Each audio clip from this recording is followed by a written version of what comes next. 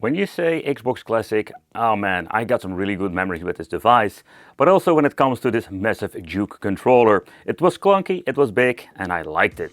So later on I actually had one of those S controllers that I completely understand why they just released a different version, because this was so much more compact. However, we're not here to talk about controllers. So first of all, Kung Fu Chaos is my #1 game. You would not expect maybe this, but Kung Fu Chaos is such a cool novelty, and I think it's absolutely a game you should check out if you love games like Smash Bros. However, if you're going to be looking into the Xbox, let's talk about it, because today we're going to be having maybe the one of the coolest Xbox that I've ever owned.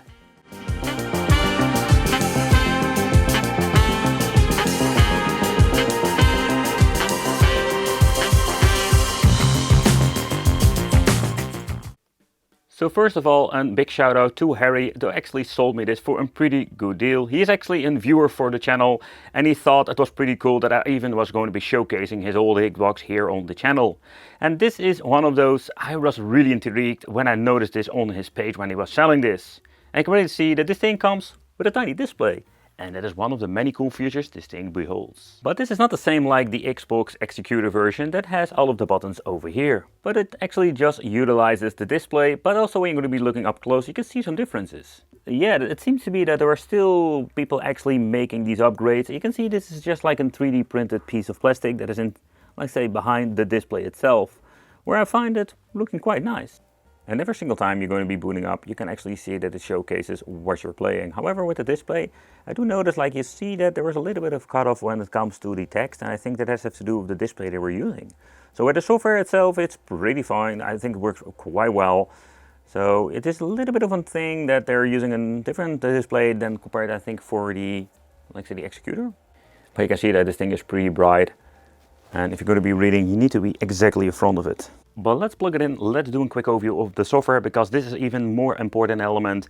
And then for connectivity, let's go with the old school HDMI Bitfunks edition.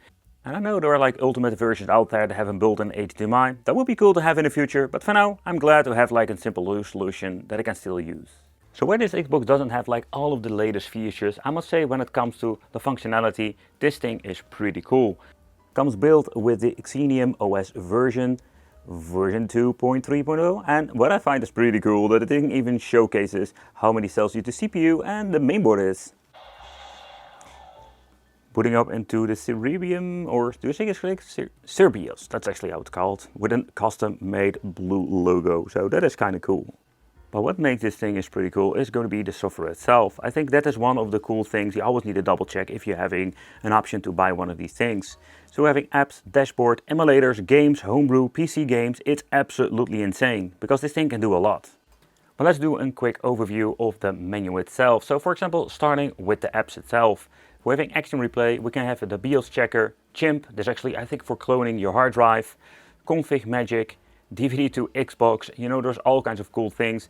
The NTSC to PAL, I think this is to do of the resolution they're using, and some other cool features. Even Xbox petitioners in here, but most of the stuff we're not going to be using today. Then here having the dashboard, we're having Evolution X if you want to switch back to that. And emulators, this is another cool thing. We're having Amiga, Amstrad, Atari, more Atari stuff. And I think this is one of the this is just such a cool overall situation, because with the original Xbox we can play so much. So we do have like separate emulators, and we do have maybe some other stuff installed. You can actually see in television, we're having here Kaba X. That is personally something I've never seen before. Killer Instinct 1 and 2, because this thing is compatible. We're having MAME and 64, where this is going to be of course in hit or miss, but it's like pretty cool that it's even playable to a certain point. We're having some Premium Ninja Massive. This is actually like a completely coin-op if I'm recalling it. So you know, there are some interesting like separate emulators, but also having kind of a front end when it comes to that. But let's deep dive into a couple of things, and let's do a little bit of emulation testing. But another thing I just wanted to showcase. So for example, if you're going to be looking into the Ninja thing that we're going to be checking out, but also when it comes to another front end. And yeah, Final Burn Legend is one of those. So Final Burn Legends is one of those things that was pretty cool. You can see that the way how this looks, having this arcade logo in the beginning. So in here having favorite games, filter games, select the game. So you have like this massive just this massive backlog of different games. And I think this was one of the reasons why I fell in love when it comes to the overall Xbox Classic, because we can play so much old school games. Now we have like a plug and play stick that can play this game for like a couple of dollars. So that's not going to be the thing. I think just like the complete edition of having all of these MAME games, playing on a console, and then of course having just different kind of cool things. But if you're going to be booting up a game like the Aero Fighters 3 or Sonic Wings 3, just press it, and overall emulation performance is absolutely amazing. And again, we can even play Killer Instinct 1 or 2, but it took forever to find like a game box from China that can actually do the same thing. And it works the same like your game stick, press select for adding the credits, and emulation performance is just absolutely great.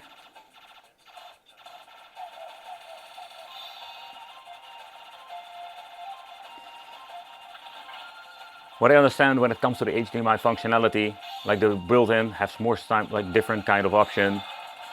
And if I'm correctly, if I'm pressing select and start in here, we're going to be having even the in-game menu if you want to start some cheating. So let's say I don't want auto. Where's the auto? Can I? There it is. Invincibility. Let's go cheap. No, no, no, no. How do you do that? The mapping of the buttons is weird. Oh man, how do I go back? This is setting. Ah, there we go. Cheating mode. And I can just hold the button. Oh, that's so convenient. So I think this is one of the cool things of an Xbox Classic, where this thing is really extended when it comes to all kinds of different things we can play with it. And yeah, the other thing was just purely like when it comes to the overall, like the Thunderband Legends was actually for just pure arcade stuff. And let's go with the Kaba X. Let's see what's going on over there. For me personally, you know, it's not giving like a big amount of games. And I don't know what's going on over here. We're having different systems. So we're having CPS 1, 2, and 3. I have another Neo Geo. So yeah, you know, it's like another emulator collection inside of the overall collection. So yeah, there's a little bit of one thing that I don't like. So I can remember that when it comes to emulation performance, PlayStation 1, there was another system that was pushing this device to its limit. Oh, reminds me of Wipeout. Absolutely. Select the game, and in here we can find your game with a preview. Oh, that's kind of cool. I must say that personally I've never seen this overall as an interface, but I love that I have like these preview videos. Having Doom, Mortal Kombat Trilogy, R-Types. Well, let's see what's going on over here. We're having Tekken 3, of course, one of my favorite ones. Oh, and Wipeout. Yeah. So yeah, we can actually play in Wipeout XL. And I must say that when it comes to emulation, I think it's going to be what kind of emulator you're using. So you can see that for me personally, when I'm looking at the intro, it's not like the best overall performance. But let's play it. Yeah, you can actually see that it is really choppy. So this is like not running on full speed at all. So that's quite unfortunate. And this is actually one of the limitations of the Xbox Classic. And for me, this is not like really enjoyable when it comes for playing PlayStation 1 emulation. So let's move into some other stuff that is actually working quite well. For example, in here we're going to be having export Neo Geo or Neo Genesis. Neo Geo. Having like a massive brain fart here. So that's kind of cool. So what you can actually see that we're having this. I think this is like an XBMC overall way to play, but select game. So let's see what's going on. So this is absolutely an insane complete, let's say collection. And let's check it out. So having CNC Music Factory, having all kinds of different stuff that seems to be on here. I love to also have like preview and everything. So Echo, all kinds of different games. Eternal Champions was another very cool port on the machine. And final fight over here. So let's boot it up and let's see if this works out. It will automatically start into the Sega CD.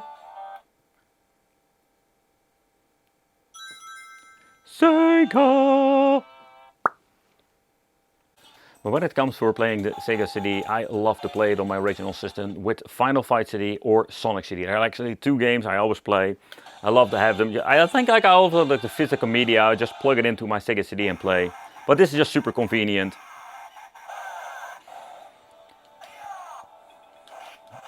And emulation performance of the 8-bit, 16-bit era is not going to be an issue whatsoever. Oh yeah, there we go. The Xbox X-Boy Advance, yep. So at this point we do have like all separate, let's say overall similar things. Select game, same situation, which you can see over here. We have all kind of prototypes, hacks, switch prototypes. It is really cool. Select game, let's go to the major list. Let's see what's going on. I'm a little bit debating of like how direction up. The way this works is kind of weird. You need to press Y to actually go into the different or the previous situation. But this is going to be one of those many simple systems that we can play on just game sticks for 29 bucks. And again, you're not going to be needing to buy like an Xbox, but I think it's just a very cool overall, it's a pretty cool solution. I think the Game Boy Advance had such an insanely big, massive library of games. Gadget racers, that looks pretty horrible. But, you know, I wanted to check out how it is when it comes to the overall configuration of the games, if they're going to be having an overall fun experience. You know, they released so many games on the Game Boy Advance that I have no knowledge of. I didn't even know it was actually on there. Dude, shut the hell up. I just want to freaking chop everything. Come on. No, I know I can just go up and chop things. Move along. There we go. Oh, this is very weird overall way of controlling the enemy. Can I jump? I jump quite weird. Oing, oing, oing. Wow. Crouch and hold and look. Oh yeah. And still jumped into the spikes. To be honest, like they're using old names like Shinobi, but you know, just give me the one from. No, if you're looking at this, like it's an handheld game, but you know, this is just such a weird game. Personally, my favorite will still be Shinobi 3 on the Sega Genesis. But one of the things I actually wanted to check out with the emulators, you know, most of the old school stuff will run just fine. It's not going to be an issue, but I think what is kind of cool is of course Killer Instinct 1 and 2, but you know, it's going to be N64. Because that is one of those systems that always had like problems like with the PlayStation 1. And I understand some say, but let me know in the comments what do you think, if you're having the RAM module upgraded, like RAM to 128 megabyte, or having overall better performance there. So Serial 64, and of course, oh, we can even launch with different kind of emulators. Oh, to make it even, like say, convenient, user-friendly. Oh, look at this, like how many different plugins you have. And I'm just going out, I have no idea which one I should pick. Of course it runs, oh, okay, wait, that's weird. Like they mapped everything to the right joystick. That is not good. Oh, we can choose, wait, we can choose the second stage. With the most iconic freaking soundtrack. Boom, boom. But again, like it runs like really bad, but yeah, this has to do maybe because I chose the wrong emulator. You know, that's one of the things I just hate. I just want to start it up and play the game. Let's see how it is with the controls, because yeah, the right joystick. Why do you want to use, oh wait, they mapped it like that. Oh, okay. Oh, so the configuration is pretty good. I was getting something to drink and I realized they implemented a pretty cool screensaver. Man, this is really trippy. However, so what I wanted to do is going back into the emulator. I just wanted to check out some N64. Because I just wanted to double check if every single game is running crappy. So, and let's see. So I think I'm going to be checking out a launch title. Something like a simple game that is always known for booting up. But again, like it can be a problem that I am choosing the wrong overall emulator. Cruising the user now, no, Cruising the user is something I'm not going to be testing out. So the question remains like which one is the best overall emulator. So let's go with Ultra HLA. And let's put up some Decom Racing to see how everything is configured, also in different emulators. So let's see how the controls itself are configured, because I was using the right joystick at the moment. It was kind of weird. Okay, so I'm getting the idea it's stuck. Did I pick the wrong emulator? I think I did. And with a different emulator, it seems to be booting up. So I actually picked the same emulator that we did with GoldenEye.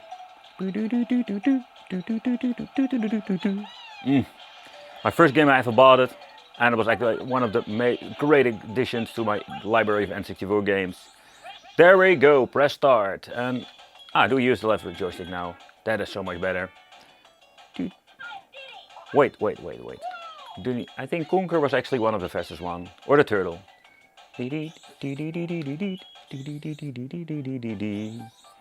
But so far, yep, this seems to be working all fine. I think the launch titles will work, so you should absolutely remove all of the different games that are not working at all. Yeah, still have it. Woo.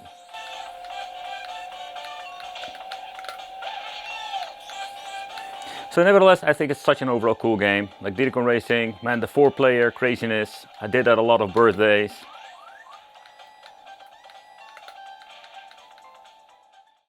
So one of the coolest things I always thought, like with the Xbox Classic, you need to think about like when you can actually play this Killer Instinct situation. That was so freaking cool. I think like, that was such a very amazing addition because we didn't have any of these, any of these ways to actually play this besides having this weird Chinese family board that I did a review about.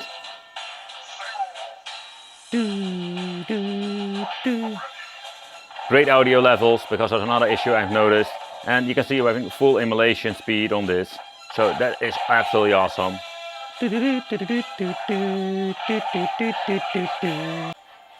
But actually you have layer over layer when it comes to, let's say, the Xbox. So this is actually that Ninja Premium, no, what's it called? Ninja, yeah, Premium Ninja Massive. And the overall layout is freaking cool. Having old school, action games, beat 'em ups.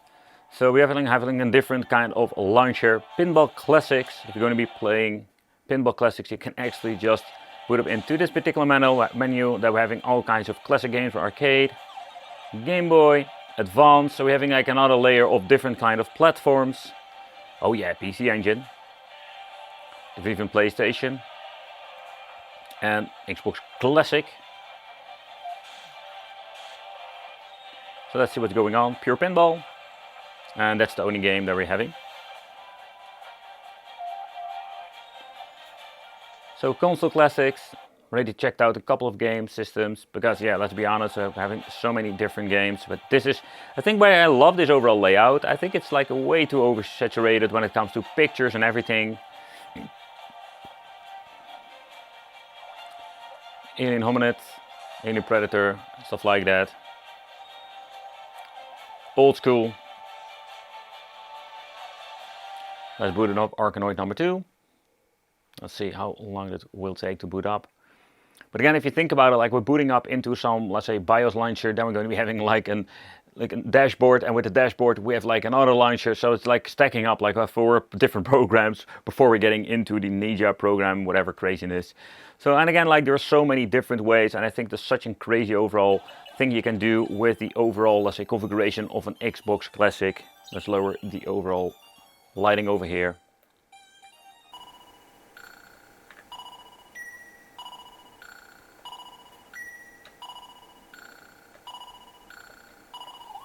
But when I'm giving this thing a reset, what is kind of cool, it will go back into the Ninja over here.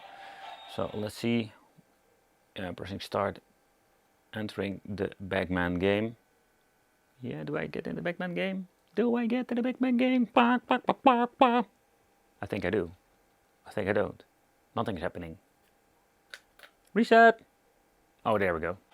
And you'll find the most weirdest overall games that I have never seen before. I have no idea what's going on. Oh, I can drop it over here. Oh crap, I think I need to run for the guy. Ooh.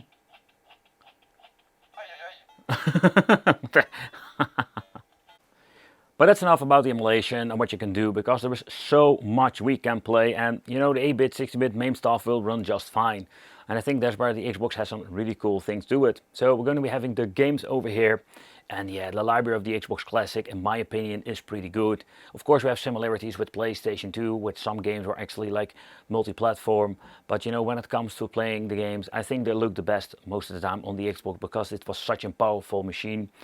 187 Ride or Die, I don't know if people have heard of it, but it was such a cool game. One of those hidden gems. Because I've noticed like a lot of people were actually putting comments when they were actually playing it, didn't put a title in, and people wanted to know what it is. But yeah, the list of this thing is insane how much you can actually play. There's way too much actually to play when it comes to that. I love the overall layout, just clean, simple, cover, background and everything else. But You can see in here we're going to be having background, you can switch views, you can check out, you can even search if you want to. So when it comes to the Xbox, still I love the PlayStation 2 when going to be playing 187 Ride or Die on this. This is such a cool game and looks amazing. Oh.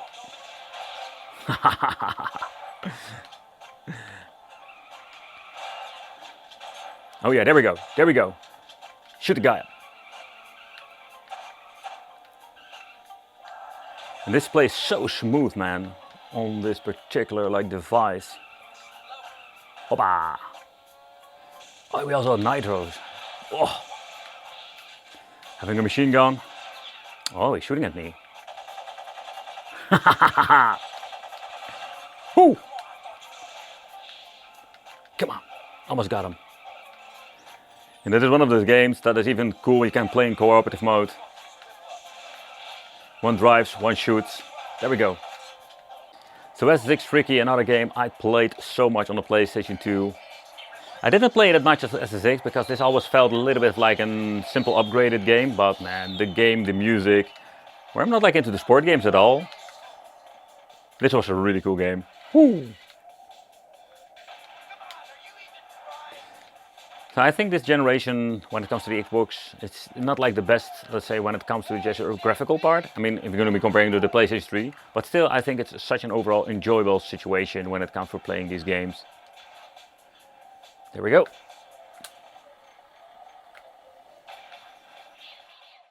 But so for a while, so we have checked out some games and some other cool things. But if you're going to be looking into, let's say, some other stuff, we can have more that we can do with it. For example, having homebrew games. So, there's a lot of cool homebrew stuff that actually ported. So, for example, having over here the homebrew.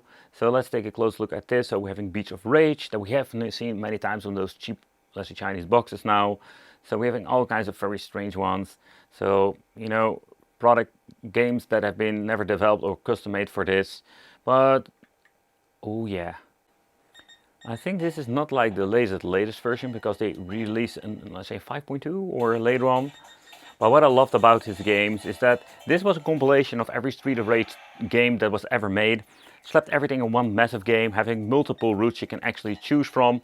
And also what was kind of cool is that when you're going to be looking into the shop, you can even say finish the game, buy yourself new kind of stuff enabling cheats, enabling characters, no DLC, just the old school days. Replayability was absolutely amazing. If you're going to be playing say the Street of Rage game on the Sega Genesis and this, man, this is so much faster. But PC games, that was another very cool thing they did. So you can see having Alien vs Predator, the game. I think that's a PC game I also played a lot. Cave Story, Descent. Oh, this brings back so much memories. I played the demo to death on my Pentium 1. Doom, Duke Nukem 3D, Half-Life, Quake, even Quake 3 Arena, and Wolfenstein 3D. And Rise of the Triad. There's a name that I've heard before but never played. But I think it's such a cool overall thing you can just do with this. So there was one thing I just wanted to check out. And does it run Doom? Let's see what's going on with the Doom, because I can see Doom collection. So that's something you don't also see every single day. You're going to be seeing the Doom collection. So let's see what kind of collection it is, because when it comes to Doom, yeah, we're going to be having, let's see, Doom 1, 2, Final Doom, the Plutonia, okay. So let's see how this actually works out. Ooh. Screen size. Oh, there's a little bit of a warmer. That this is not, let's see, let's boot it up. Oh, there we go. It has full screen in the game itself. Okay, they map both of the joysticks, so that's pretty cool. Ooh, we have even Rumble. Ooh, we got Rumble, that's cool. I've played this game so much without Rumble that I'm completely flabbergasted out about the overall Rumble function. There we go. And this plays really well. Oh, the vibration of this thing is crazy of this controller. Yes, shotgun please. Oh yeah. Dun, dun, dun, dun, dun, dun, dun, dun, dun, dun. Oh, I love that you can just play like this. Man, this is a really great overall combination with the two joysticks. And always, the fun fact is I'm always playing this game with just a single D-pad, and more fans? No, I think that's it. So when it comes to this, yep, we're going to be having so much cool different games, but I just need to try Descent. Man, Descent, I love this. Also played it a lot on the PlayStation 1 later on. You're just kind of finding that you play this on a PC in demo mode, and later on when you actually like get yourself the opportunity to own it. Okay, so a little bit of bummer that is Descent number 2, because oh wait, it's a combination of Descent 1 and 2. Let's see how it maps. Oh, this PC version is so much better. I've played so many times on the PlayStation 1 that you completely forget how good this PC version is. I do miss the original soundtracks. Whoa, man, this plays so much better. Oh. You want a rocket? You want a rocket? Here you have a rocket. Crap, I missed it. You frickin'. So the Xbox is absolutely a beast when it comes for playing retro games. So we find, like say, limitations of PlayStation and 64. Personally, I don't really mind because I want to play those anyway on, let's say, a mini PC. So let's see what's going on. We're having RAM extra. So we're going to be having games that actually needing extra memory. So for example, having Virtual Cop. Oh, that's cool. So we're going to be having on Light Gun. I think I maybe have Line 1 laying around. I'm going to be booting this up. You can even play that on a CRT. But last but not least, let's check out the Vault. What's going on over here? Ooh, we got a Castlevania collection. Hyper Vision, Metroid collection, Open Bore. And we're going to be having Arcade. Okay, Xbox Live Arcade. Let's see what's going on with that. I do wonder, are they like Xbox Live games or is this something to do? So launch Arcade, launch Xbox Live Arcade. We're going to be having modern games built in the classic arcade themes. Cardboard. Cards. Cardboard. Puzzle of words. Retro classics. Social sports. So let's see what's going on. Let's a retro classic. Oh man, this is really cool. Smart TV. Unlock the full version. Oh man, this is really cool. Let's see what's going on. Action and arcade. Alien Sky Key.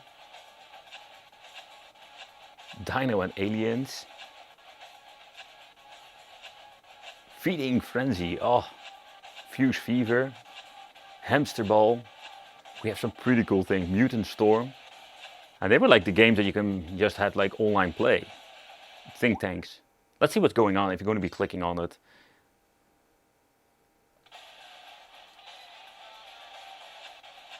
Okay, so it's now actually installed. Okay. And look, the full version. Content copy to Xbox, please start, continue.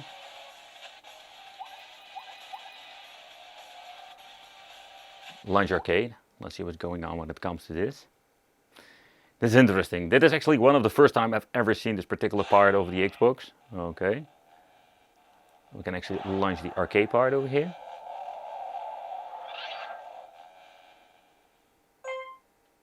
The content package, Pac-Man is damaged, okay. Okay, so now it's actually showing, oh crap, it's showing all kinds of things that are not installed or not correctly. Whoopsie. But some of the things are actually installed. So this was the old school day we can just have like Xbox Live and just play these old school games. I'm really surprised to like, today I'm really surprised about many things, like when it comes to Descent game, but also when it comes to the overall D-pad configuration. You know, when you're playing with so many controllers, you sometimes forget how the old school authentic D-pad were feeling like. Ooh. Here's the live options. Sign Xbox Live, quit, and yes. So let's see what's going on. Like, can we actually return to arcade menu? Let's go to arcade menu. I think from the first menu you can install all kinds of different games, but you know, it's kind of interesting. Don't click too many times. There we go. Ah, that was the thing, the think tanks. Let's see if it's going to be booting up. I did install the key, so it's going to be enabling the complete game. So far wise, there's so much actually that you can just do with this thing. Single player. Oh man, I love these wicked things. Let's go with quick play. Oh, it needs to load up. And maybe some of you watching this video, you can actually see many games that you've played on the Xbox Live. And I think that's one of the reasons why I love the Xbox. It was so ahead of its time with the Xbox Pass and everything on the online play. Oh, we have bots enabled. Okay, so we need to actually like shoot at each other. Okay, both of the triggers will do the same thing. I can just have one single cannon. I can rotate. I can adjust it.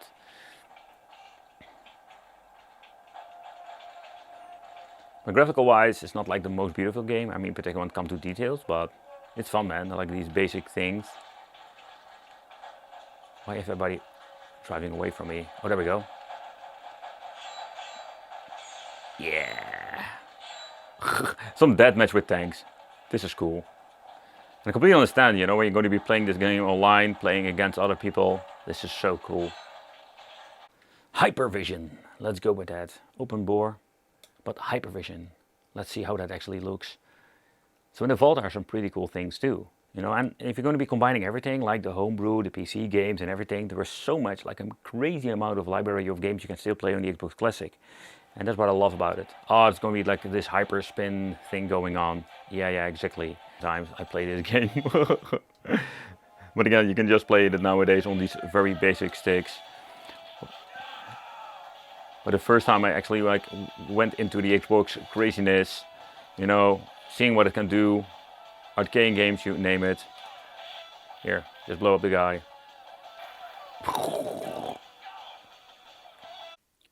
So when it comes to the Xbox, let's open it up. So you can actually see over here already some details. Having a 2 TB drive, we're going to be having the ROM flashed on the OS, or the OS flashed on the ROM, and we're going to be having 64 MB of memory. So in here we're going to be finding the production date, if it's still correct, with the mainboard that's inside. So Xbox had a lot of different revisions. And one of the revisions, I think one of the best ones is going to be 2000, the end of 2004, all the way to 2005, having a completely revision of the clock capacitor. But take consideration that some of these main boards still need to have a little bit of a recap. And that has to do because this was a time era where they were using a lot of bad or overall quality capacitors. And yep, a lot of them were in the Xbox and many other products too. So that's quite unfortunate, but let's open it up. Let's flip this freaking bad boy. And let's see what's going on in the inside. Let's be very careful. Let's see, need to be double checking if I'm not like ripping something. And there we go. So one of the upgrades I already did is getting a faster, I think it's EDA cable. This is one of the 33 edition, so I do notice it with the yellow. Having a brand new 2 TB SIA gate in here. The adapter for getting from the old school connection to, SATA, to the SATA drive over here. And when it comes to the drives itself, over here we're going to be having all kinds of different brands. So this one does slow and like has a lot of problems most of the time because of the drive belt. It's another thing you should change out if you're going to be doing a maintenance. So it's April 2005, so this is it's kind of funny that this is not the original drive because this thing was made in 2008, or at least that was what they're saying. But you know, everything seems to be looking quite nice. I also opened it up to check it out when it comes to, let's say, the front overall display, how they actually attach that. It's interesting to see that they actually have like this massive PCB in the inside, but I think I need to remove more parts if you want to take a close look how they actually made it. There are 2 screws in here holding the drive and having one in the middle. I think that is actually what you need to do. We need to remove the hard drive first and then we can remove the DVD drive. But it's still kind of stuck because something is holding it back. And I want to be very careful with this. There we go. Because we're going to be needing to remove the power cable too, because this is actually stuck behind here. So let's do a peek in the inside. I think it's pretty interesting to see what they are actually changed out. And yep, it's going to be a little bit of spaghetti when it comes to wiring. They're just like everywhere. I think there are like these special tape you can put on there to keep it in place. But however, let's keep it in here. So we're going to be having the mod chip over here. So they didn't like flash it into the BIOS over here. So they like did a BIOS chip. And this is also communicating with the front part. So we're this like the latest, like say, mod chips you can buy for your, let's say, Xbox Classic. If you're going to be modifying them, you can do all kinds of cool things and flash your certain BIOS on there. And it will also communicate with front displays. You can actually see that this goes all the way and it's going to be connected to, particularly when it comes to the mod chip itself. So that's actually how they made this. So over here we're going to be finding the gold capacitor, and if you're going to be removing this, yeah, you're not going to be having a bootable situation. So far the main board is indeed like the latest one, like the last one released. The capacitors seem to be looking quite nice, so far I can actually tell. So, but again, like I don't know, I cannot really say that they, let's say, recap this thing. But if they didn't, man, that is something I need to take consideration and finding somebody or do it myself. But again, it's going to be one of the things that is absolutely inevitable when it comes to having an original Xbox, that they need to have like maintenance. And if you replace them, they can go for many years after that. But again, everything's clean and this is how it looks on the inside. The disc drives, you know, this is the reason why I mostly use a Philips one. But again, using it for a couple of times, seems to be working fine. So let's be honest, like the Xbox Classic, it's still a very cool piece of technology. And where it is really outdated in many different ways, where we can play all kinds of different games now for a fraction this thing costs, it's such a very cool piece of hardware. Modified versions can go up in quite a lot of price, particularly when you're going to be having the Executor 3 or having ones like here, having a special 3D printed display attached to it. This is just a fun novelty, and again, like I think it's absolutely a very cool bonus for the Xbox itself. And so far itself, this is just crazy what you can actually do, where some of the libraries are a little bit smaller, but the overall, let's say, playability of many different games, man, there are so many cool games like the PC games, homebrew, and etc. It's not the most craziest version out there because this thing doesn't have a built-in HDMI, and I think you can even upgrade the RAM to 128 MB. But beside that, I think the Xbox is such a cool device. Let me know in the comments, what do you think? Thank you all for watching. Let me know in the comments, and it would be great to see you in the next video.